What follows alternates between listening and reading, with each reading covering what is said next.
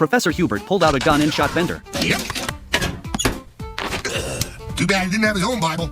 Leela crushed the mini Bender under her foot. Fry burned him to ashes with a magnifying glass, and even the real Bender was destroying his own clones. They put the mini Benders into the microwave and popped them like popcorn before eating them. Then, after counting the number, Amy realized that one of the Benders was fake. It was a doll. Alright, so I let one measly Bender get away. How much harm can one infinitely self-reproducing robot do? However, the sofa was soon gnawed away completely. Bender discovered that the culprit was a mini Bender that could reproduce infinitely. The professor said these little things would devour everything in the world. No sooner had he spoken than the mini Benders drank up all the alcohol on the floor. Leela remembered that Bender ran on alcohol. Once the alcohol was consumed, these mini Benders would die. With the alcohol supply cut off, countless mini Benders died one after another. But Bender's own life was also coming to an end. Suddenly, the professor noticed that the water had actually turned into alcohol. It turned out that the mini Benders had altered the molecular structure of the water. Soon, humans could only survive on alcohol, and there was no water left at all. Bender, who ran on alcohol, became the only surviving life form on Earth. At that moment, a giant descended on Earth and began destroying buildings wantonly. Now, only Bender could save the planet. Under his command, the mini Benders swarmed the giant and formed a giant Bender. But before long, the giant Bender was knocked to the ground. Just as the giant was celebrating, the mini Benders disintegrated his body from the inside. In this way, Bender saved the world. Yeah, if you're in the great dust.